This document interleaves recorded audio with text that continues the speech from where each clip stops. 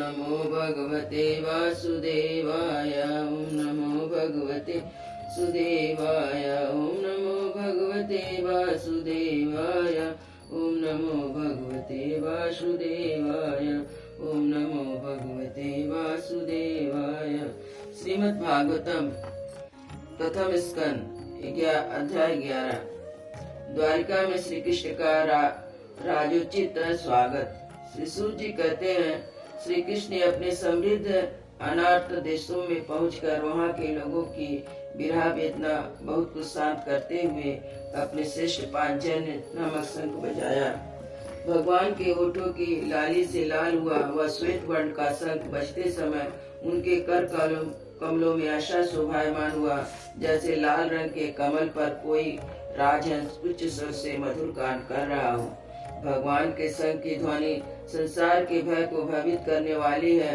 उसे सुनकर सारी प्रजा अपने स्वामी श्री कृष्ण के दर्शन की लालसा से नगर के बाहर निकल आई। भगवान श्री कृष्ण आत्मा राम है, वे अपने आत्मलाभ से सदा सर्वदा पूर्ण काम है। फिर भी जैसे लोग बड़े आदर से भगवान सूर्य को भी दीप दान करते हैं, वैसे ही अनेक प्रकार की भेंटों से प्रजा ने श्री कृष्ण का स्वागत किया। सबके मुख कमल प्रेम से खिल उठे। हर्ष गदगद वाणी से सबके सुहृद रक्षक भगवान श्री कृष्ण की ठीक ठीक वैसे स्तुति करने लगे जैसे बालक अपने पिता से अपनी तोतली बोली में बातें करते हैं। स्वामी ने हम आपके इस चरण कमलों को सदा सर्वदा प्रणाम करते हैं, जिनकी वंदना ब्रह्मा शंकर और इंद्र तक करते हैं, जो इस संसार में परम कल्याण चाहने वालों के लिए सर्वोत्तम आश्रय हैं, जिनकी शरण लेने पर परम सामर्थ्य काल भी एक बाल तक बांका नहीं कर सकता। विश्व भावन आप ही हमारे माता सुहृद स्वामी और पिता हैं। आप ही हमारे सद्गुरु और परम आराध्य देव हैं। आपके चरणों की सेवा से हम कृतार्थ हो रहे हैं। आप ही हमारा कल्याण करें। आह, हम आपको पाकर सनाथ हो गए, क्योंकि आपके स्वर सुंदर प्रसन्नपम रूप का हम दर्शन करते रहते हैं। कितना सुंदर मुख है, प्रेम पूर्ण मुस्कान से चितवन। यह दर्शन तो देवताओं के लिए भी दुर्लभ है। कमल है श्री कृष्ण, जब आप अपने बंधु बांधव से मिलने के लिए हस्तिनापुर अथवा मथुरा ब्रजमंडल चले जाते हैं, तब आपके बिना हमारा एक एक क्षण कोटि कोटि वर्षों तक लंबा हो जाता है। आपके बिना हमारी दशा वैसे हो जाती है जैसे सूर्य के बिना आंखों की। भक्त वत्सल भगवान श्री कृष्ण प्रजा के मुख से ऐसे वचन सुनते हुए और अपनी कृपामय दृष्टि से उन पर अनुग्रह की वृष्टि करते हुए द्वारिका में प्रविष्ट हुए।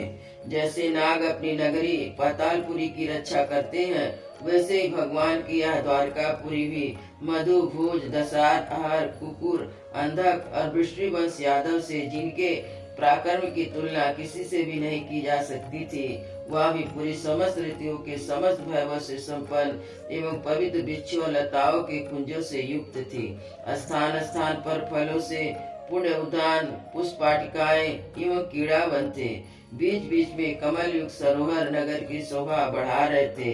नगर के फाटकों, महलों के दरवाजों और सड़कों पर भगवान के स्वागत के लिए बंदरवारें लगाई गई थी। चारों ओर चित्र विचित्र ध्वजाएं पताकाएं फहरा रही थी, जिनसे उन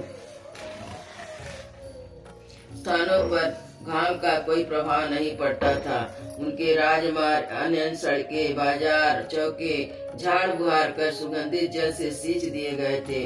भगवान के स्वागत के लिए बरसाए हुए फल फूल अक्षत अंकुर चारों ओर बिखरे हुए थे। घरों के प्रत्येक द्वार पर दही, अक्षत, फल, ईख, जल से भरे हुए कलश, उपहार की वस्तुएं, धूप दीप आदि सजा दिए गए थे। उदार शिरोमणि वसुदेव, अकुर, उग्रसेन, अद्भुत पराक्रमी बलराम, प्रद्युम्न, चारुदेष्ट और जामवंती नंदित साम्य ने जब सुना कि हमारे प्रियतम भगवान श्री कृष्ण आ रहे हैं, तब उनके मन में इतना आनंद उमड़ा कि उन लोगों ने अपने सभी आवश्यक कार्य, सोना बैठना, भोजन आदि छोड़ दिए। प्रेम के आवेग से उनका हृदय उछलने लगा। वे मंगल सगुन के लिए एक गजराज को आगे करके स्वस्त्यायन पाठ करते हुए मांगलिक सामग्री से सुसज्जित ब्राह्मणों को साथ लेकर चले। शंख और तुरई आदि बाजे बजने लगे, वेद ध्वनि होने लगी। वे सब हर्षित होकर रथों पर सवार हुए और बड़ी आदर बुद्धि से भगवान की अगवानी करने चले। साथ ही भगवान श्री कृष्ण के दर्शन के उत्सुक सैकड़ों श्रेष्ठ कन्याएं उनके मुख पर कमलों पर चमचमाते हुए कुंडलों की कांति पड़ने से बड़े सुंदर दिखते थे। पालकियों पर चढ़कर भगवान की अगवानी के लिए चली। बहुत से नट, नाचने वाले, गाने वाले, बिरध बखानने वाले, सूद मागध और बंदीजन भगवान श्री कृष्ण के अद्भुत चरित्र का गायन करते हुए चले। भगवान श्री कृष्ण ने बंधु बांधव, नागरिक और सेवकों से उनकी यथा योग्यता के अनुसार अलग अलग मिलकर सबका सम्मान किया। किसी को सिर झुकाकर प्रणाम किया, किसी को बाड़ी से अभिवादन किया, किसी को हृदय से लगाया, किसी से हाथ मिलाया, किसी की ओर देखकर मुस्कुरा भर दी और किसी को केवल प्रेम भरी दृष्टि से देख लिया। जिसकी जो इच्छा थी उसे वही वरदान दिया। इस प्रकार चंडाल प्रयास सबको संतुष्ट करके गुरुजनों, सपत्नीक, ब्राह्मण और वृद्धों तथा दूसरे लोगों का भी आशीर्वाद ग्रहण करते हुए बंदी जन से वृद्धावली सुनते हुए सबके साथ भगवान श्री कृष्ण नगर में प्रवेश किया। सौनका जी जिस समय भगवान राजमार्ग से जा रहे थे उस समय द्वारिका की कुल कमनियां भगवान के दर्शन को परमानंद मानकर अपनी अपनी अटारियों पर चढ़ गई। भगवान का वक्षस्थल मूर्तिमान सौंदर्य लक्ष्मी का निवास स्थान है। उनका मुखारविंद नेत्रों के द्वारा पान करने के लिए सुंदर सुधा से भरा हुआ पात्र है। उनकी भुजाएं लोकपालों को भी शक्ति देने वाली हैं। उनके चरण कमल भक्त परमहंसों के आश्रय हैं। उनके अंग अंग शोभा के धाम है। भगवान की इस छवि को द्वारिकावासी नित्य निरंतर निहारते रहते हैं, फिर भी उनकी आंखें एक क्षण के लिए भी तृप्त नहीं होती। द्वारका के राजपथ पर भगवान श्री कृष्ण के ऊपर श्वेत वर्ण का छत्र तना हुआ है। श्वेत चंवर डुलाए जा रहे हैं। चारों ओर पुष्पों की वर्षा हो रही है। पीताम्बर और बनमाल धारण किए हुए थे। इस समय ऐसे शोभायमान हुए मानो श्याम मेघ एक ही साथ सूर्य, चंद्रमा, इंद्रधनुष और बिजली के साथ शोभायमान है। भगवान सबसे पहले अपने माता पिता के महल में गए। वहाँ उन्होंने बड़े आनंद से देवकी आदि सातों माताओं का चरणों पर सिर रखकर प्रणाम किया। माताओं उन्होंने अपने हृदय से लगाकर गोद में बैठा लिया और स्नेह के कारण उनके स्तनों से दूध की धार बहने लगी। उनका हृदय हर्ष से विहल हो गया।